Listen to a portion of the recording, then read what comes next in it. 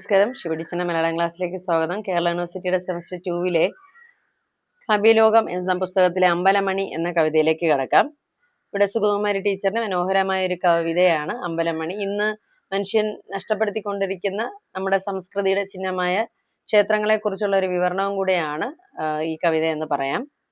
കാണുവാനിടിഞ്ഞൊരീ ഗോപുരം, വാവലുകൾ വീണു തൂങ്ങുന്ന തൃക്കോവൽ. വലിയൊരു കോവലായിരുന്നു മുമ്പ് എല്ലാവരും ആൾക്കാർ വന്ന് തൊഴുതു പോകുന്ന കോവിൽ. പക്ഷെ ഇപ്പം അതിന്റെ കോവിലിന്റെ തുടക്കത്തിലെ ഗോപുരം ഇടിഞ്ഞു തുടങ്ങിയിരിക്കുന്നു. വേടൂന്നി നിൽക്കുന്ന കിഴവൻ അരയാൽ പായൽ മൂടിയ കുളം. ഈ അമ്പലക്കുളം അന്ന് എല്ലാവരും കുളിച്ചു തൊഴുന്ന ഒരു സ്ഥലമായിരുന്നു. ഇപ്പൊ അത് പായൽ മൂടിയാണ് കാണപ്പെടുന്നത്. 6 പൊട്ടിയ ശിലാദീപധാരിണികൾ തൻ ശൂന്യഹസ്തം. അതായത് ഇങ്ങനെ കയ്യിൽ വിളക്കേന്തി നിൽക്കുന്ന സ്ത്രീയുടെ രൂപങ്ങൾ അവിടെ കല്ലിൽ കൊത്തി വെച്ചിരുന്നു. അവരുടെ മാറു പൊട്ടിയിരിക്കുന്നു. അതായത് കുറെ കാലമായപ്പോൾ ഈ പ്രതിമയുടെ രൂപത്തിനൊക്കെ മാറ്റം സംഭവിച്ചിരിക്കുന്നു. ആ ശിലാദീപധാരണികളുടെ അല്ലെങ്കിൽ ഇങ്ങനെ വിളക്കേന്തിയ കല്ലിൽ കൊത്തിയ സ്ത്രീകളുടെ ഹസ്തം ശൂന്യമാണ്. അവരുടെ കയ്യിൽ വിളക്ക് കത്തിച്ചു കൊടുക്കാനൊന്നും ആരുമില്ല. കൈ ഇങ്ങനെ വെച്ചിരിക്കുന്നേ ഉള്ളൂ, അതിൽ വിളക്കില്ല. അതിശാന്തമാം ഗാഠമൂകത. ഈ അമ്പലത്തിലെത്തിയപ്പോൾ ഭയങ്കരമായ മൂകത. തനിച്ച് ഞാൻ അത് നോക്കി ഓർത്തു നിൽക്കുമ്പോൾ പെട്ടെന്ന് ഉള്ളിൽ നിന്ന് ഇവിടുന്ന് ഒരു ആർദ്രമായ മണിയൊച്ച കേട്ടു. അല്ല, ഇവിടെ ആരാണ് ഇങ്ങനെ മണിയടിക്കാനെന്ന് ആലോചിച്ച് നോക്കുമ്പോൾ ഇരുളിൽ തിരിഞ്ഞു നോക്കുമ്പോൾ ഒരു ഓട്ടുമണി അമ്പലത്തിൽ കിടന്നിങ്ങനെ കാറ്റിലാടുന്നു. ആ ശബ്ദമാണ് കേട്ടത്. ഒരു കൈയും അതിനെ തൊടണ്ട, അത് സ്പർശിക്കാതെ നിൽക്കുന്ന ഒരു ഓട്ടുമണിയാണ്. അതിനെ കാറ്റ് തലോടട്ടെ. അറ്റം ഉടവാർന്നൊരി അമ്പലമണിക്ക് നാവിട്ട് ഇടറിയെങ്കിലും പാടാം. അറ്റം പൊട്ടിയ അമ്പലമണിയുടെ നാവിന് ഇടറിയെങ്കിലും പാട്ട് പാടാം. ആര് കേൾക്കാൻ? കല്ലു മാത്രമായി മാറിയൊരു തേവരോ. അതായത് ഇപ്പോഴിവിടുത്തെ ദേവന് വലിയ പ്രതിഷ്ഠയ്ക്ക് വലിയ പ്രാധാന്യമൊന്നുമില്ല. ഒരു കല്ല് മാത്രമായിട്ട് തേവര് മാറി. ഇനി തേവരെ കട്ട് വിൽക്കാൻ വന്ന് ദൂരെ പതുങ്ങി നിൽക്കുന്നവരെ. കല്ല് മാത്രമാണെങ്കിലും കട്ട് വിറ്റാൽ പൈസ കിട്ടും, മോഷ്ടിച്ചു വിറ്റാൽ. അതിനായി ദൂരെ നിൽക്കുന്നവരാണോ ഈ അമ്പലമണിയുടെ പാട്ട് കേൾക്കേണ്ടത്?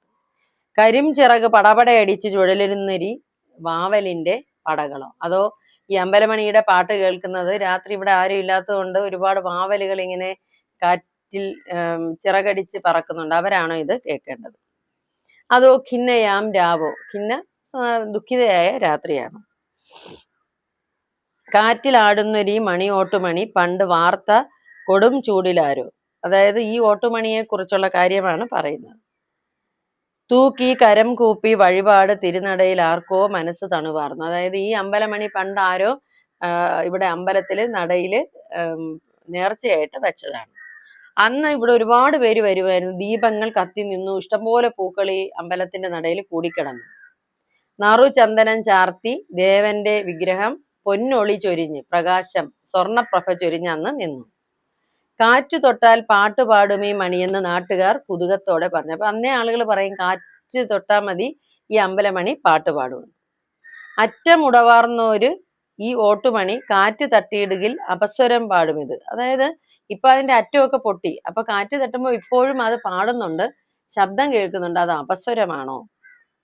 ഇവിടെ ഈ ചന്തതൻ കലവിലയിൽ ആൾത്തിരക്കിനിടയിൽ നേതാക്കൾ അലറുന്ന മൈതാന മരുഭൂമിയിൽ ഈ നാദമാർക്കോ? ഇവിടെ ഈ ചന്തയുടെ തിരക്ക് നഗരമായി മാറിയതാണ്. പിന്നെ നേതാക്കന്മാരുടെ പ്രസംഗങ്ങളുടെ ബഹളം. അതിനിടയിൽ ഈ കൊച്ചു ഓട്ടുമണിയുടെ ശബ്ദം എന്തിനു? ഇവിടെ ചലച്ചിത്രശാലകളിൽ നിർലജ്ജ മതഗാന ലഹരികൾ പതഞ്ഞിടുമ്പോൾ തളർന്നിടറി വരും ഈ നാദമാർക്കോ? പിന്നെ സിനിമാശാലകളിൽ മത ലഹരിയുള്ള ഗാനങ്ങൾ ഉറക്കെ കേൾക്കുമ്പോൾ എന്തിനാണ് ഈ പാവ ഓട്ടുമണിയുടെ ശബ്ദം? ആളൊഴിഞ്ഞു അമ്പലത്തിൽ പണ്ടേ, ദീപമാലകൾ ഇല്ലാതായി, ദേവൻ ഉറങ്ങി ഇരുളാർന്നു. ഒടുവില നടചാരി വേവുന്ന വയറുമായി എവിടെയോ പൂജാരി പോയി. അമ്പലത്തിൽ ആളുകൾ വരാതായപ്പോ പൂജാരിയും പിന്നീട് അയാൾക്ക് ഒന്നും അന്നത്തിനുള്ള വക കണ്ടെത്താൻ പറ്റാതെ വേവുന്ന വയറുമായിട്ട് അയാളും എവിടേക്കോ പോയി. എന്തിനി ഒറ്റയ്ക്ക് തൂങ്ങും ഈ മണി ഓരോ മന്ത്രനാദം മുഴങ്ങും. എന്തിനാണ് എന്നിട്ടും ഇപ്പോഴും ഈ ഒറ്റയ്ക്ക് തൂങ്ങുന്ന മണി മന്ത്രനാദം മുഴക്കുന്നത്? എങ്കിലും ഇതിൻ ധർമ്മം അതിന്റെ അമ്പലമണിയുടെ ധർമ്മം എന്താണ്? ഒറ്റയ്ക്കാണെങ്കിലും ഉടഞ്ഞതാണെങ്കിലും ശബ്ദിക്കുക. സുസ്വരം മാഞ്ഞുവെങ്കിലും അതോർത്ത് പാടുന്നു. നല്ല ശബ്ദം പോയി, പൊട്ടിപ്പോയി നാവിന്റെ അറ്റ, എങ്കിലും ആ മണി പാടുന്നു. പൊട്ടിയ ചിലമ്പൊരൊച്ചയിൽ കൂരിരുൾ ഒറ്റയ്ക്ക് പാടി നിൽക്കുന്നു. അപ്പോ ഒരു കൂരിരുളിൽ ഇപ്പോഴും അതിങ്ങനെ പാടി നിൽക്കുകയാണ്. മണ്ണിലിരുളിൽ താൻ ഉറങ്ങിയ ഖനിക്കുള്ളിൽ വന്ന കൈക്കോട്ടിനെ പറ്റി. ആ അമ്പലമണി എന്തിനെ കുറിച്ചായിരിക്കും പാടുന്നത്? താൻ ഈ ഉറങ്ങിക്കിടന്ന മണ്ണിന്റെ അടിയിലെ ഖനിയിൽ തന്നെ തേടി വന്ന ഒരു കൈക്കോട്ട്, ഒരു മൺവെട്ടിയെ കുറിച്ചാണോ? ഏതോ തപസ്സിന്റെ ചൂടിൽ സ്ഫുടം ചെയ്ത ജാതവേദസ്സിനെ പറ്റി നാദകല ഇത് തന്നിൽ ഉൾച്ചേർത്ത ഒരു ആദിമോഷസ്സിനെ. അപ്പൊ തൻ്റെ ശരീരത്തിൽ ഇങ്ങനെ ഒരു മണിയുടെ അകത്തൊരു നാവ് വെച്ച് പാട്ട് പാടിച്ച ഉഷസ്സിനെയാണോ അത് ഓർക്കുന്നത്?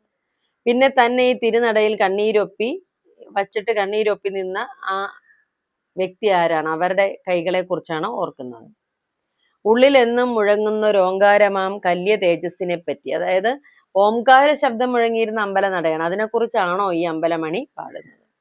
ഈ മണി തനിച്ചിന്ന് പാടുമ്പോൾ ഇപ്പോഴും ജീവചൈതന്യം ഉണരുന്നു. എന്നാൽ പോലും കാറ്റടിക്കുമ്പോൾ ഇതിന്റെ ഒരു ചെറിയ മണിനാദമാണെങ്കിലും ചൈതന്യമുള്ള പ്രകാശമുള്ള നാദമാണ് ഉണരുന്നത്. അമ്പലത്തിൽ ശംഖനാദം മുഴങ്ങുന്നു, പൊൻതിടമ്പ് എഴുന്നള്ളിയിടുന്നു. മുമ്പ് ശംഖനാദം മുഴങ്ങും, ആനപ്പുറത്ത് പൊൻതിടമ്പുമായിട്ട് വിഗ്രഹവുമായിട്ട് ആളുകൾ വരും, പൊന്നണിഞ്ഞ് 7 ആന ചെവിയാട്ടി നിൽക്കും, ജനങ്ങൾ തിങ്ങി നിൽക്കും. നിറമാറിൽ ദീപനിര ബിംബിച്ച തൂണുകളിൽ, അതായത് നിറഞ്ഞ മാറുകളുമായി കൈകൾ ഇങ്ങനെ വെച്ച്, നിങ്ങൾ കണ്ടിട്ടുണ്ടോ അമ്പലത്തിന്റെയൊക്കെ തൂണുകളിലുള്ള സുന്ദരികളായ സ്ത്രീകളുടെ ആ ഒരു മോഹിനി രൂപം. നിൽക്കെ 100 കൈത്താരുകൾ ഉയർന്നു മണികൊട്ടി ഭഗവാനെ വിളി കൂട്ടി നീളുന്നു. 100 കൈത്താരുകൾ ഉയർന്നു, 100 കണക്കിന് കൈകളാകുന്ന പൂമൊട്ടുകൾ നിന്ന സ്ഥലമാണ്, കൈ കൂപ്പി നിന്ന നടയാണ് ഈ അമ്പലനട. കേൾക്കുവാൻ ആളില്ല, ഇപ്പൊ ആരും കേൾക്കാനില്ല, ആർക്കും വേണ്ട ഈ അമ്പലം. അമ്പല തിരുനടയിൽ ഏകയായി ഞാനിവിടെ നിൽക്കുകയാണെന്ന് കവയിത്രി പറയുന്നു. അറ്റം പിളർന്നടന്നെങ്കിലും നിന്നാദമൊട്ടു കടഞ്ഞെങ്കിൽ, അതായത് നിന്റെ അമ്പലമണി, നിന്റെ നാവിന്റെ അറ്റം പൊട്ടിപ്പോയി, നിന്റെ ശബ്ദം ചെറുതായി, എങ്കിലും തൊട്ടുപോയ കാറ്റിലുമെങ്കിലും ഉണരുന്ന നിന്നെ ഞാൻ തൊട്ടെന്റെ കണ്ണിൽ വെക്കട്ടെ. അതായത് കാറ്റിങ്ങനെ തട്ടി കടന്നു പോകുമ്പോഴെങ്കിലും നീ ശബ്ദം ഉണ്ടാക്കുന്നുണ്ടല്ലോ, ആ നിന്നെ തൊട്ട് ഞാൻ എൻ്റെ കണ്ണുകളിലേക്ക് വയ്ക്കട്ടെ എന്ന് പറയുന്ന കവയത്രിയാണ് ഇവിടെ കാണുന്നത്. അപ്പൊ ഒറ്റയ്ക്ക് പാടുന്ന ആ അമ്പലമണി പലതിൻ്റെയും പ്രതീകമാണ്. അതായത് ഒറ്റയ്ക്ക് ശബ്ദിക്കേണ്ടി വരുന്നത്. ഇപ്പൊ സുഗതകുമാരി ടീച്ചറിനെ കുറിച്ച് നിങ്ങൾക്ക് അറിയാലോ, സമൂഹത്തിൽ ഒറ്റയ്ക്കായപ്പോയവരെ കുറിച്ചും പരിസ്ഥിതിയുടെ നാശത്തെക്കുറിച്ച് ഏറ്റവും അധികം ഒറ്റയ്ക്ക് ശബ്ദിച്ച മരക്കവി എന്നൊക്കെ കളിയാക്കപ്പെട്ട കവയത്രിയാണ്. പക്ഷേ നമ്മുടെ പരിസ്ഥിതി ദർശനത്തിൽ ഏറ്റവും അധികം സമര ചരിത്രങ്ങളിലൂടെ, ലേഖനങ്ങളിലൂടെ, തൻ്റെ കവിതകളിലൂടെ പരിസ്ഥിതിക്ക് വേണ്ടി, പെണ്ണിന് വേണ്ടി അലമുറയിട്ട കവയത്രിയാണ് സുഗതകുമാരി ടീച്ചർ.